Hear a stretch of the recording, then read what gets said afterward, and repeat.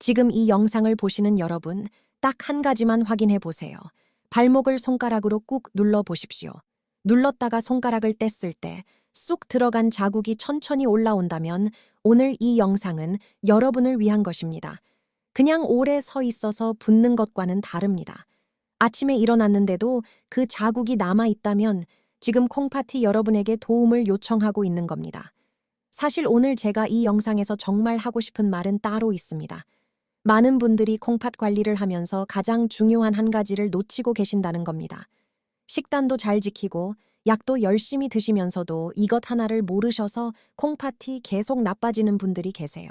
그게 뭔지는 영상 끝까지 보시면 알게 되실 겁니다. 서울대학교 병원 신장내과 자료를 보면 우리나라 만성 콩팥병 환자 중 73%가 자신이 환자인 줄 모르고 있습니다. 10명 중 7명이에요. 그리고 이분들이 발견했을 때는 이미 절반 이상이 망가진 상태였습니다. 오늘 이 자리에서 여러분의 콩팥을 지키는 모든 것을 알려드리겠습니다. 제 소개를 먼저 드릴게요. 저는 분당 서울대학교 병원 신장내과에서 23년째 진료하고 있는 의사입니다. 그동안 콩팥병 환자 7,000명 넘게 뵀습니다. 처음 이 일을 시작할 때 콩팥병이 이렇게 무서운 병인 줄 몰랐어요. 증상도 없고 아프지도 않고 그런데 어느 날 갑자기 투석실에 앉아 계시는 분들을 보면서 정말 많이 안타까웠습니다. 그래서 오늘 이 자리에 섰습니다.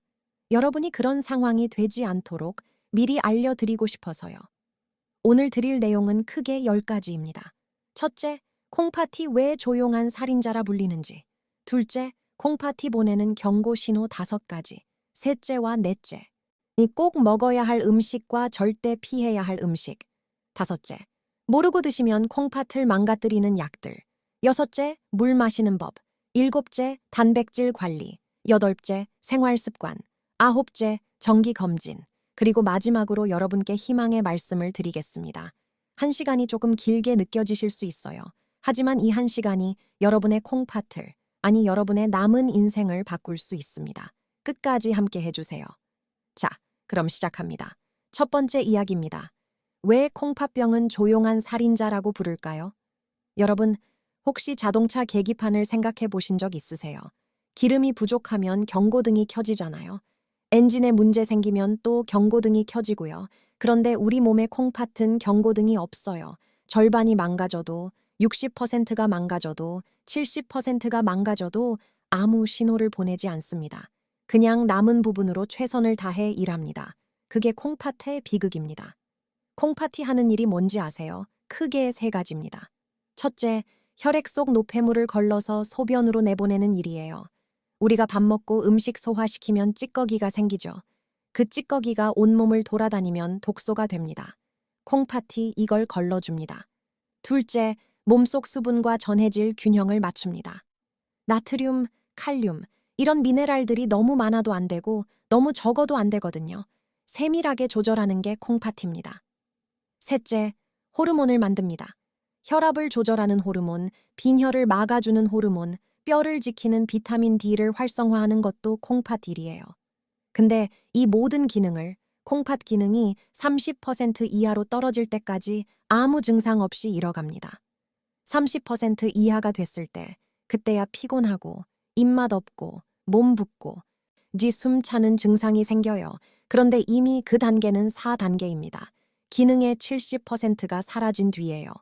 국민건강보험공단 2023년 자료를 봐주세요. 우리나라 만성 콩팥병 환자 약 480만 명입니다. 그런데 이 중 자신이 콩팥병 환자인 줄 아는 분은 27%뿐이에요. 나머지 350만 명은 모르고 계세요. 오늘 이 자리에 계신 여러분 중에도 계실 수 있습니다. 제가 외래에서 뵀던 분 이야기를 해드릴게요. 부산에 사시는 박정숙 할머니, 71세이셨어요. 할머니는 정말 부지런하신 분이었습니다. 매일 아침 6시에 일어나서 산책하시고 밥도 골고루 잘 드시고 아프다는 말씀 한 번 안 하셨어요. 그러던 어느 날 딸이 건강검진 같이 가자고 했습니다. 귀찮다고 하셨는데 딸이 어머니 이번 한 번만 하고 졸랐대요. 검사 결과를 받아들고 딸이 그 자리에서 울었습니다. 콩팥 기능이 23%밖에 남지 않아 있었어요. 5단계 말기 신부전이었습니다. 할머니가 저한테 이렇게 물으셨어요. 선생님, 저 진짜 아무 데도 안 아팠는데요. 어떻게 이럴 수가 있어요. 저도 그 손을 잡고 할 말이 없었습니다. 이게 콩팥병입니다. 증상 없이 조용히 오는 겁니다. 그리고 알게 됐을 때는 이미 많이 늦은 경우가 많습니다. 그래서 조기 발견이 전부입니다. 다행히 희망이 있어요. 질병관리청 연구 결과를 보면 1단계나 2단계에서 발견해서 관리를 시작한 분들의 83%가 10년 후에도 투석 없이 생활하고 계십니다. 반면 4단계에서 발견한 경우는 10년 안에 투석할 확률이 47%입니다. 거의 2배 차이입니다. 찾아야 합니다. 빨리 찾아야 합니다. 오늘 이 영상에서 어떻게 찾는지 알려드릴게요. 자, 콩팥이 조용한 살인자라는 것, 이 이해가 되셨죠? 하지만 완전히 아무 신호가 없는 건 아닙니다. 콩팥이 어쩔 수 없이 내보내는 신호들이 있어요. 다음으로 그 신호 5가지를 알려드리겠습니다. 두 번째 이야기입니다. 콩팥이 보내는 경고 신호 5가지입니다. 지금부터 말씀드리는 항목들을 본인한테 대입해 보세요. 첫 번째 신호, 부종입니다. 다시 발목 이야기를 해드릴게요. 처음에 영상 시작할 때 발목을 눌러보시라고 했죠. 혹시 확인해 보셨나요? 쑥 들어가는 자국이 있으셨나요? 이게 부종입니다. 콩팥이 수분을 제대로 배출하지 못하면 물이 몸에 쌓여요.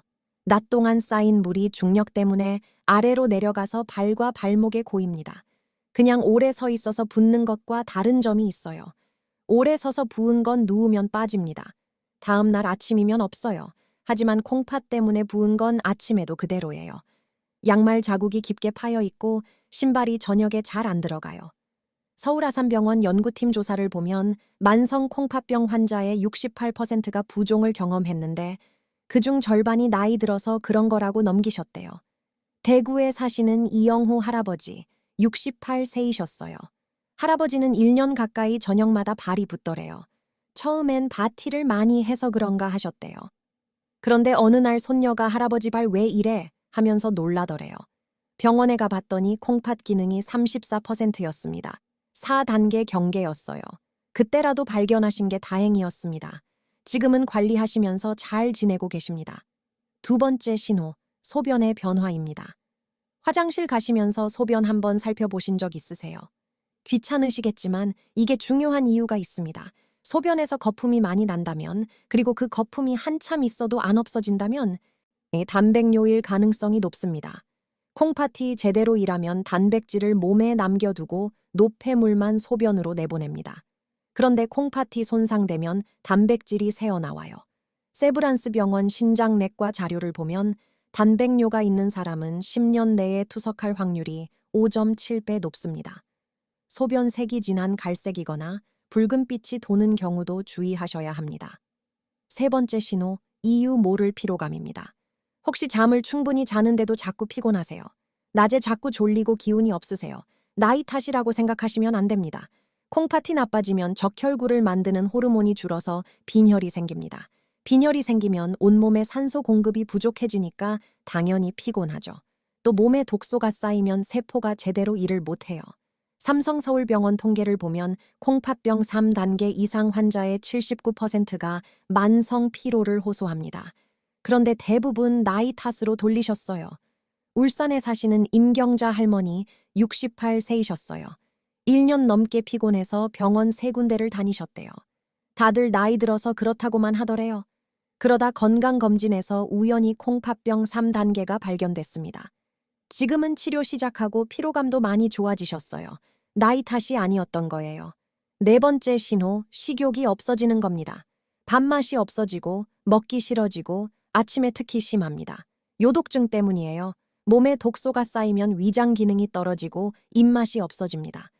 고려대학교 병원 자료를 보면 콩팥병 4단계 환자의 71%가 식욕 감퇴를 경험합니다. 문제는 밥을 안 드시면 영양 상태가 나빠지고 콩팥이 더 빨리 나빠진다는 겁니다. 다섯 번째 신호, 혈압이 갑자기 오르는 겁니다. 평소에 혈압 정상이었는데 갑자기 높아지기 시작한다면 마의 콩팥을 의심해 보셔야 합니다. 콩팥이 수분과 나트륨을 조절하지 못하면 혈압이 오릅니다. 대한고혈압학회 통계를 보면 만성 콩팥병 환자의 82%가 고혈압을 동반합니다. 그리고 고혈압은 다시 콩팥을 더 나빠지게 합니다. 악순환이에요. 자, 지금 5가지 들으시면서 본인한테 해당되는 게 있으셨나요? 부종, 거품 소변, 이유 모를 피로, 식욕 부진, 갑자기 오르는 혈압. 2가지 이상 해당되신다면 이번 주 안에 꼭 병원에 가주세요. 혈액 검사랑 소변 검사, 딱 2가지면 됩니다. 5분이면 됩니다.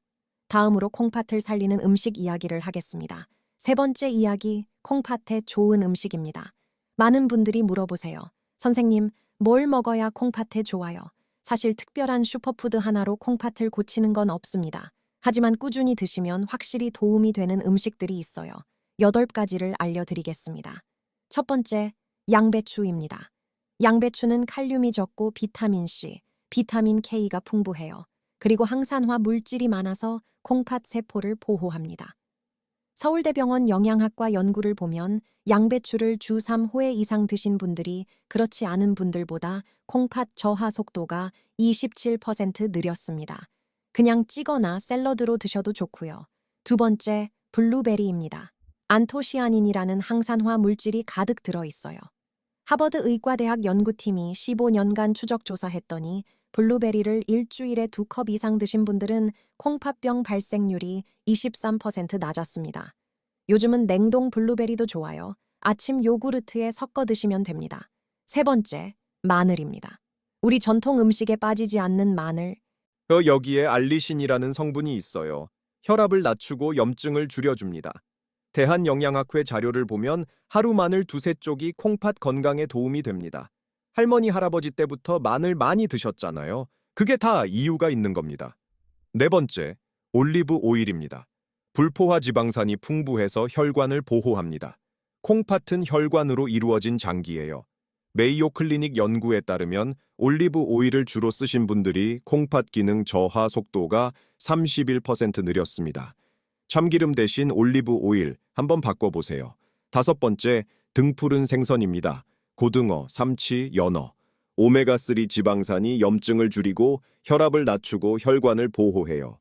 존스 홉킨스 대학교 연구팀이 12년 조사했더니 생선을 일주일에 2번 이상 드신 분들은 콩팥병률이 38% 낮았습니다. 찌거나 삶아서 드시는 게 가장 좋아요. 6번째, 달걀 흰자입니다. 고품질 단백질이면서 인이 거의 없어요. 콩팥이 안 좋은 분들에게 제가 가장 먼저 권하는 음식입니다. 하루 2~3개 드시면 됩니다. 7번째, 현미입니다. 혈당을 천천히 올리고 영양소가 백미보다 풍부해요. 대한당뇨병학회 연구를 보면 현미를 주식으로 드신 당뇨 환자들이 백미를 드신 분들보다 콩팥병 발생률이 29% 낮았습니다. 다만 콩팥 기능이 많이 떨어진 분들은 인이 좀 있어서 양을 조절하셔야 해요. 8번째, 사과입니다. 섬유질이 풍부하고 칼륨이 적당합니다. 껍질째 드시면 더 좋아요. 우리 할머니, 할아버지 세대가 사과 얼마나 많이 드셨어요. 그 지혜가 틀리지 않았습니다. 자, 기억하세요. 양배추, 블루베리, 마늘, 올리브 오일, 생선, 달걀 흰자, 현미, 사과. 이 8가지를 골고루 드시면 콩팥이 버텨줍니다. 물론 콩팥 상태에 따라 다를 수 있으니 담당 선생님과 상담하시는 게 좋습니다. 그런데요, 좋은 음식만큼, 아니 어쩌면 그보다 더 중요한 게 있습니다. 피해야 할 음식입니다. 아무리 좋은 음식을 드셔도 나쁜 음식을 계속 드시면 효과가 없습니다. 지금부터가 정말 중요한 시간입니다. 4번째 이야기, 절대 피해야 할 음식입니다. 소금부터 말씀드릴게요. 이게 가장 중요합니다. 여러분, 오늘 점심에 찌개 드셨나요? 국물을 다 드셨나요? 그게 사실 문제입니다. 우리 몸은 수천 년 전 소금이 귀하던 시절에 맞춰 설계됐어요. 소금을 최대한 저장하도록 만들어져 있어요. 그런데 지금 우리는 소금이 너무 많은 시대에 살고 있잖아요. 한국인 평균 소금 섭취량이 하루 9g입니다. 세계보건기구 권장량이 5g인데 거의 2배예요. 서울대병원 신장내과에서 제 외래 환자분들을 조사했더니 어떤 분은 하루에 무려 20g씩 드시더라고요. 권장량의 4배입니다. 소금을 많이 드시면 혈압이 오르고 단백뇨가 심해지고 콩팥이 빨리 나빠집니다. 대한신장학회 연구를 보면 저염식을 하신 분들이 그렇지 않은 분들보다 콩팥 저하 속도가 37% 느렸습니다. 소금 줄이는 방법, 구체적으로 알려드릴게요. 첫째, 국물 음식을 줄이세요. 찌개, 국, 라면이요. 국물에 소금이 엄청나게 많습니다. 둘째, 김치를 드실 때 양을 조절하세요. 우리 소금 섭취의 상당 부분이 김치에서 옵니다. 셋째, 가공식품을 피하세요. 햄, 소시지, 베이컨, 통조림, 이건 소금 덩어리입니다. 넷째, 외식을 줄이세요. 식당 음식은 집밥보다 소금이 2~3배 많습니다. 다섯째, 소금 대신 다른 양념으로 맛을 내세요. 레몬즙, 식초, 허브. 이런 걸로도 충분히 맛있게 드실 수 있어요. 창원에 사시는 장순옥 할머니, 72세이셨어요. 짠 음식을 정말 좋아하셨대요. 젊었을 때부터 짜게 드셨고 입맛이 다 그렇게 길들어 있으셨어요. 콩팥병 3단계 진단 후에 저염식을 시작하셨는데 처음 한 달은 정말 힘드셨대요. 밥이 맛이 없어서 식사가 고역이었다고요. 그런데 2달쯤 지나니까 적응이 되더래요. 오히려 이제는 짜게 먹으면 역겹다고 하시더라고요.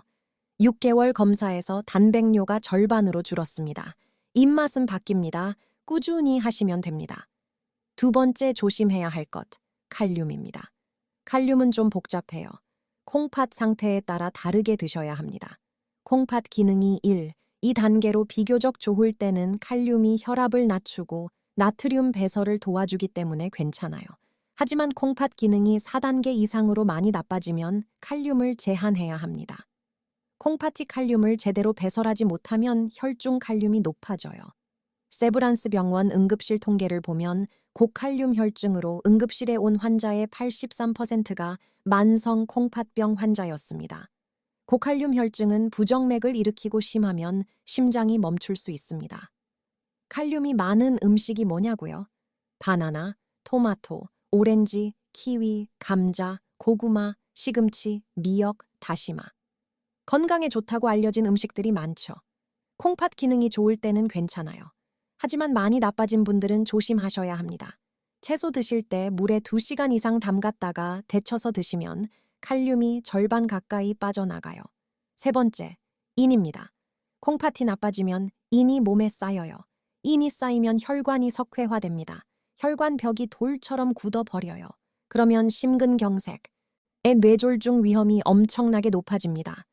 국민건강보험공단 자료를 보면 혈관 석회화가 심한 콩팥병 환자는 그렇지 않은 환자보다 사망률이 2.8배 높습니다.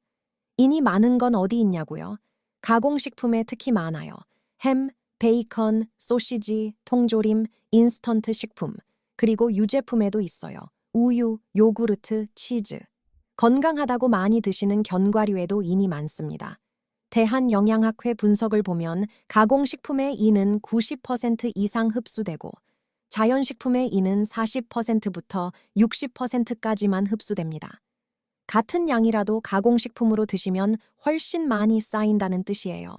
수원에 사시는 신명숙 할머니 61세이셨어요. 건강을 위해 매일 우유 마시고 요구르트 드시고 치즈도 드셨어요. 그런데 콩팥병 진단 후 검사해보니 인 수치가 높았습니다. 유제품을 줄이고 고기와 생선으로 단백질을 채우셨더니 3개월 후 인 수치가 정상으로 돌아왔어요. 콩팥 기능도 더 이상 나빠지지 않았습니다. 소금, 칼륨, 인, 이 3가지 꼭 기억해 주세요. 그런데 음식만 조심한다고 끝이 아닙니다. 약도 문제가 있어요. 많은 분들이 전혀 모르고 계신 내용입니다. 5번째 이야기, 콩팥을 망가뜨리는 약들입니다. 여러분, 두통이 있을 때 약국에서 약 사서 드신 적 있으시죠? 무릎이 아프거나 허리가 아플 때 진통제 드신 적 있으시죠? 그 약이 콩팥을 망가뜨릴 수 있다는 사실 알고 계셨나요? 진통제 중에 NSAIDS라고 부르는 종류가 있어요. 이부프로펜, 나프록센, 디클로페낙 같은 성분이 들어있는 약들입니다. 상품명으로는 부르펜, 게보린, 탁센, EGN6 이런 것들이에요. 감기약에도 많이 들어가 있어요. 이 약이 콩팥으로 가는 혈류를 줄입니다. 콩팥은 혈액을 걸러서 일하는 장기인데 혈액이 줄어들면 일을 못하게 돼요. 콩팥이 건강한 젊은 사람은 한두 번 먹어도 회복이 돼요. 하지만 콩팥 기능이 조금이라도 떨어진 분, 노인분, 당뇨 환자, 고혈압 환자분들은 다릅니다. 삼성서울병원 응급실 통계를 보면 급성 콩팥 손상으로 입원한 환자의 23%가 이 진통제 때문이었습니다. 전주에 사시는 한영자 할머니, 69세이셨어요. 무릎 관절염이 있으셔서 통증이 심하셨대요. 약국에서 진통제를 사서 매일 드셨어요. 한 달쯤 지나니까 몸이 붓고 소변이 줄더래요. 병원 갔더니 급성 콩팥 손상이었습니다. 다행히 빨리 발견해서 치료받으셨는데요. 담당 선생님이 이러셨대요. 이 약만 안 드셨어도 이런 일 없었을 거라고요. 그래서 부탁드립니다. 어느 병원에 가시든 꼭 이 말씀 해주세요. 저 만성 콩팥병 있습니다. 이 한마디가 여러분의 콩팥을 지킵니다. 그러면 선생님이 안전한 진통제로 바꿔서 처방해 주실 겁니다. 타이레놀 같은 아세트아미노펜 계열은 비교적 안전해요. 두 번째로 조심해야 할 약, 항생제입니다. 항생제는 종류가 엄청 많아요. 그중 일부 종류는 콩팥에 직접 독성이 있습니다. 또 콩팥 기능이 떨어지면 약의 용량을 조절해야 하는데 미리 말씀 안 하시면 의사 선생님이 모를 수 있어요. 세브란스 병원 약책과 자료를 보면 콩팥 기능에 따라 용량 조절이 필요한 항생제가 47종입니다. 항생제 처방받을 때 꼭 콩팥 상태를 말씀하세요. 세 번째, 조영제입니다. CT 찍을 때 혈관에 주사하는 약이에요. 이게 콩팥을 통해 빠져나가면서 손상을 줄 수 있어요. 대한영상의학회 통계를 보면 콩팥 기능이 60% 이하인 분이 조영제를 쓰면 급성 콩팥 손상 위험이 5.7배 높아집니다. 그렇다고 CT를 못 찍는 건 아니에요. 미리 말씀하시면 수액 치료를 함께 해서 콩팥 손상을 최소화할 수 있어요. CT 찍기 전에 의사 선생님한테 콩팥이 안 좋다고 말씀하세요. 그게 전부입니다. 그리고 건강보조식품도 조심하셔야 해요. 건강에 좋다고 광고하는 것들, 한약도 마찬가지입니다. 일부 성분이 콩팥에 독성이 있어요. 질병관리청 자료를 보면 건강보조식품으로 인한 콩팥 손상 사례가 매년 늘고 있습니다. 드시기 전에 꼭 담당 의사와 상담하세요. 자, 여기까지 5가지 큰 주제를 말씀드렸습니다. 잠깐 쉬어가면서 정리해 드릴게요. 콩팥병은 증상 없이 옵니다. 첫째, 정기검진이 전부입니다. 둘째, 경고신호 5가지, 부종 소변 변화 피로, 식욕 부진 혈압 상승, 2가지 이상 있으면 꼭 병원 가세요. 셋째, 좋은 음식, 양배추, 블루베리, 마늘, 올리브 오일, 생선, 달걀, 흰자, 현미, 사과. 넷째, 소금 줄이고 칼륨 인 조절. 다섯째, 진통제 조심하고 병원마다 콩팥 안 좋다 꼭 말하기. 아직 끝이 아닙니다. 더 중요한 이야기가 남아 있어요. 6번째 이야기, 물 마시는 법입니다. 물은 많이 마실수록 좋다고 알고 계신 분들이 많으세요. 하지만 콩팥이 안 좋은 분들한테 이건 위험한 이야기입니다. 정답은 사람마다 다릅니다. 콩팥 상태에 따라 다르게 드셔야 해요. 콩팥 기능이 1, 2, 3단계로 비교적 좋을 때는 하루 1.5리터부터 2리터까지 정도 드시는 게 좋아요. 하지만 4, 5단계로 많이 나빠지면 특히 소변량이 줄어들면 물을 제한해야 합니다. 소변으로 안 빠지는 물이 몸에 쌓이거든요. 몸에 물이 너무 많이 쌓이면 폐에도 물이 찰 수 있어요. 숨이 차고 위험합니다. 삼성서울병원 응급실 통계를 보면 콩팥병 환자가 폐 부종으로 응급실에 온 경우의 68%가 수분을 너무 많이 드셔서였습니다. 청주에 사시는 윤재호 할아버지, 77세이셨어요. 콩팥병 4단계이셨는데 물 많이 마시면 좋다는 말 듣고 하루 3리터씩 드셨대요. 한 달쯤 지나니까 발이 심하게 붓고 숨이 차더래요. 폐에 물이 차 있었습니다. 병원에서 물을 줄이시라고 했어요. 소변량에 맞춰서 하루 1리터 정도만요. 지금은 그렇게 조절하시는데 부종도 빠지고 호흡도 편해지셨어요. 본인한테 맞는 물 섭취량, 어떻게 알 수 있냐고요? 소변량을 확인하시면 됩니다. 하루 소변이 1리터 이상 나오면 물을 충분히 드셔도 돼요. 근데 500ml 이하로 줄었다면 물을 제한하셔야 합니다. 그리고 매일 아침 체중을 재보세요. 갑자기 하루 만에 1에서 2kg 늘었다면 물이 쌓이고 있다는 신호예요. 커피나 차는 이뇨 작용이 있어서 수분을 더 빠져나가게 해요. 적당히 드시는 건 괜찮지만 많이 드시면 탈수가 될 수 있어요. 질병관리청 자료를 보면 카페인 음료를 하루 4잔 이상 드신 분들이 콩팥 기능 저하 속도가 19% 빨랐습니다. 차 드실 때는 물도 함께 드세요. 7번째 이야기, 단백질 관리입니다. 단백질, 정말 중요한 영양소죠. 근육도 단백질, 피부도 단백질, 면역세포도 단백질입니다. 반드시 드셔야 해요. 그런데 콩팥병이 있는 분들한테는 조금 복잡한 문제예요. 단백질을 먹으면 소화되면서 노폐물이 생깁니다. 요소질소라는 건데요. 이게 콩팥으로 빠져나가야 해요. 콩팥이 건강하면 문제없이 걸러줍니다. 하지만 콩팥이 나빠지면 이 노폐물이 쌓여요. 요독증이 생깁니다. 그렇다고 단백질을 너무 안 드시면 근육이 빠지고 영양실조가 옵니다. 낙상 위험도 높아지고 면역력도 떨어져요. 적절한 양을 드셔야 합니다. 대한신장학회 영양 가이드라인에 따르면 1, 2단계이면 체중 1kg당 0.8g, 3, 4단계이면 0.6에서 0.8g, 5단계에서 투석하지 않으면 0.6g이에요. 60kg이시면 3, 4단계 기준으로 하루 36에서 48g이에요. 닭가슴살 100g에 단백질이 약 23g, 달걀 하나에 약 6g, 두부 한 모에 약 10g입니다. 단백질의 질도 중요합니다. 고품질 단백질, 즉 달걀, 고기, 생선 같은 동물성 단백질은 필수 아미노산이 골고루 들어있고 노폐물도 적게 생겨요. 콩이나 두부 같은 식물성 단백질만 드시면 부족한 아미노산이 생깁니다. 메이오 클리닉 연구를 보면 고품질 단백질 위주로 드신 분들이 요독증 증상이 37% 적었습니다. 인천에 사시는 한상철 할아버지, 62세이셨어요. 단백질을 줄인다고 고기를 아예 안 드시고 두부랑 콩으로만 드셨대요. 3개월 후 검사에서 근육량이 많이 줄어 있었습니다. 영양사 선생님이 동물성 단백질도 적당히 드셔야 한다고 하셨어요. 지금은 매일 달걀 흰자 2개의 생선이나 고기 100g씩 드시는데 근육량도 돌아오고 콩팥 기능도 안정됐습니다. 8번째 이야기, 생활 습관입니다. 운동 먼저 말씀드릴게요. 운동이 콩팥에 좋냐고요? 네, 좋습니다. 혈압 낮추고 혈당 조절하고 체중 관리하고 스트레스 줄여줍니다. 이 모든 게 콩팥을 지켜요. 대한신장학회 연구를 보면 규칙적으로 운동하신 콩팥병 환자가 그렇지 않은 분보다 투석 시작 시기가 평균 2.3년 늦었습니다. 하지만 너무 격렬한 운동은 오히려 해요. 근육이 분해되면서 노폐물이 많이 생기거든요. 땀을 많이 흘리면 탈수도 됩니다. 가장 좋은 운동은 걷기입니다. 하루 30분, 일주일에 닷새 정도요. 숨이 약간 찰 정도면 충분합니다. 세브란스 병원 재활의학과 프로그램을 보면 걷기 운동을 6개월 하신 콩팥병 환자들의 콩팥 기능이 평균 3%부터 7%까지 향상됐습니다. 수영도 좋고 요가나 스트레칭도 좋아요. 대구에 사시는 장기형 할아버지. 66세이셨어요.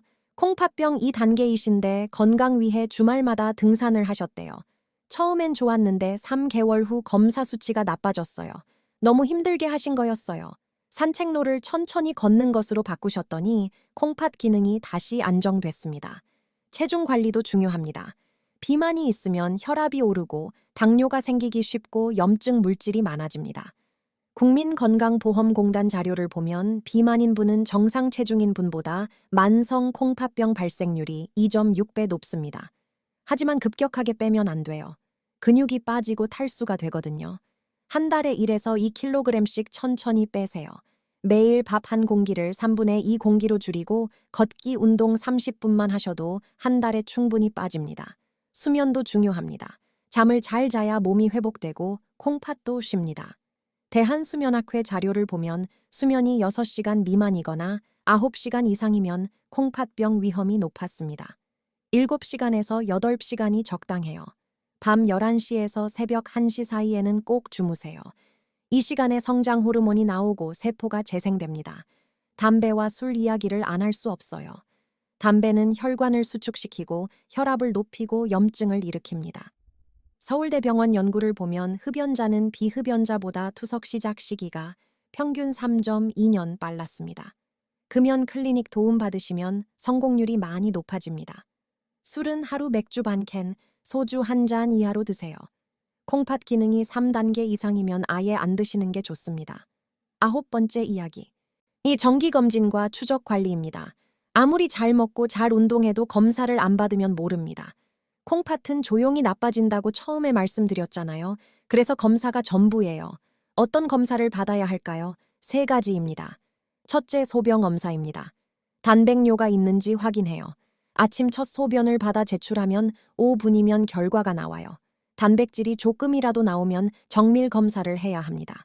서울대병원 신장내과 가이드라인에 따르면 단백뇨가 있는 분들은 3개월마다 검사하시라고 합니다.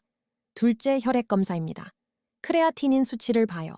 이걸로 GFR, 즉 사구체 역화율을 계산합니다.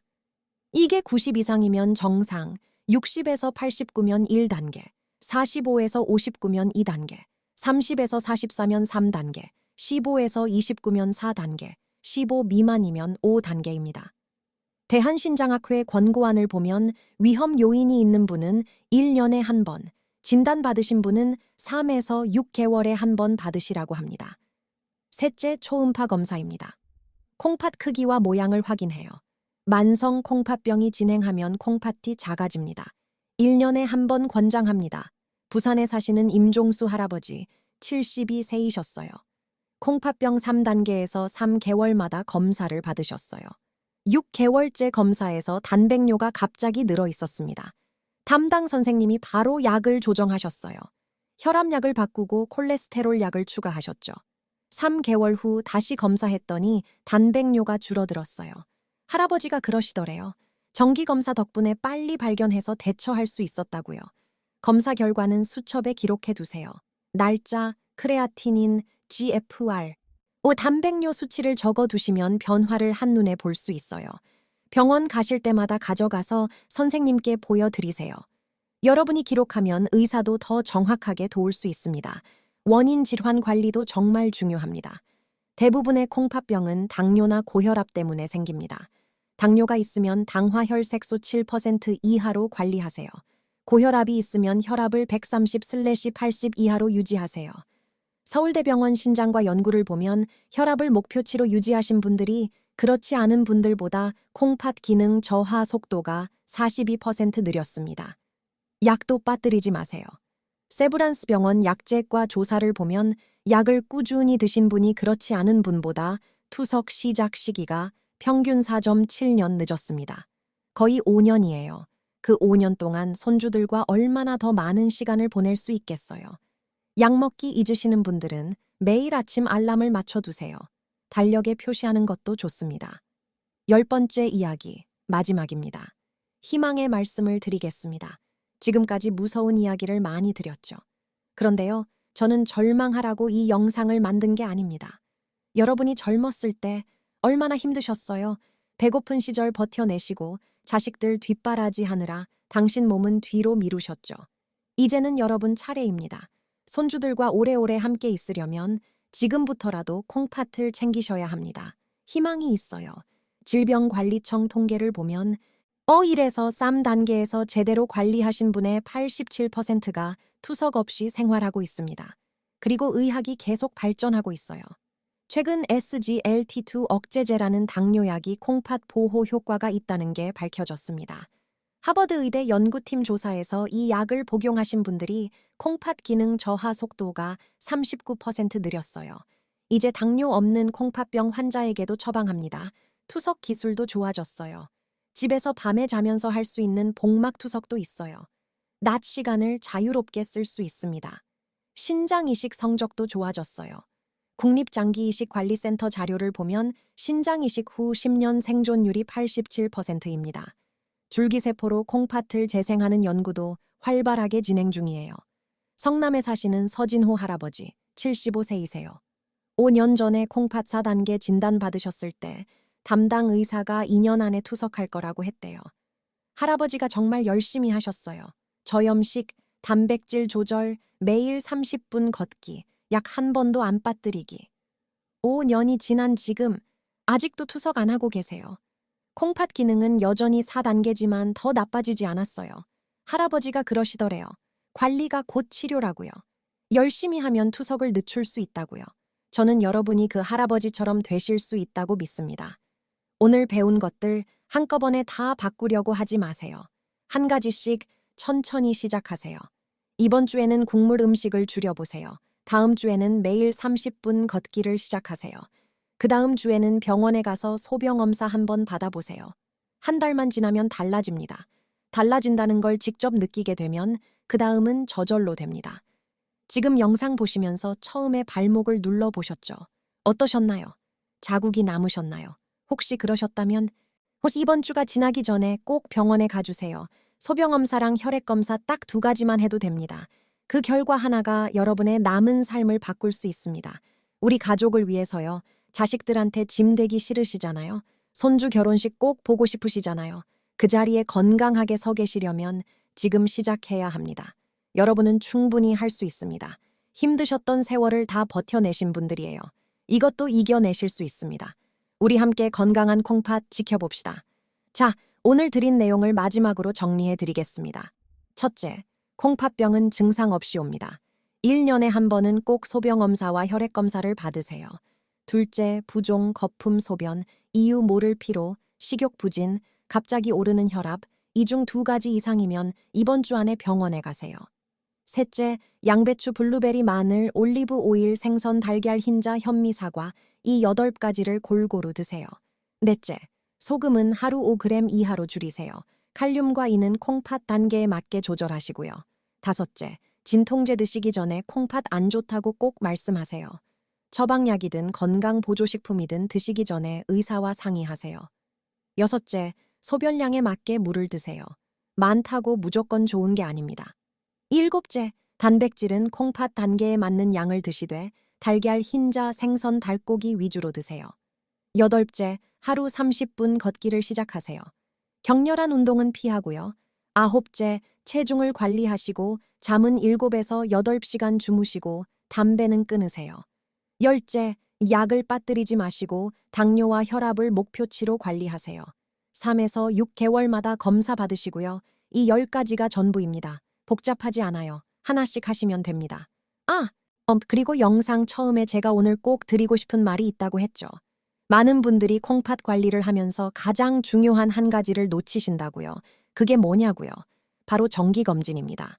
식단도 잘 지키고 약도 열심히 드시면서도 검사를 안 받으시는 분들이 많아요. 그래서 콩팥이 나빠지고 있어도 모르고 지내세요. 모든 관리의 출발점은 검사입니다. 검사를 받아야 얼마나 조절해야 하는지, 어떤 약을 드셔야 하는지, 어떻게 먹어야 하는지 알 수 있어요. 오늘 이후로 정기검진만큼은 꼭 챙겨주세요. 그것 하나가 가장 중요합니다.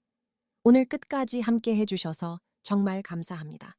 이 1시간이 여러분의 콩팥을 지키는 시작이 됐으면 좋겠습니다. 도움이 되셨다면 좋아요와 구독 부탁드립니다. 이 정보가 더 많은 분들께 전해지도록 가족분들과도 나눠주세요.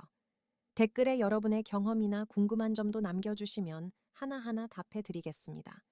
우리 지식한상 가족 여러분, 늘 건강하시길 진심으로 바랍니다.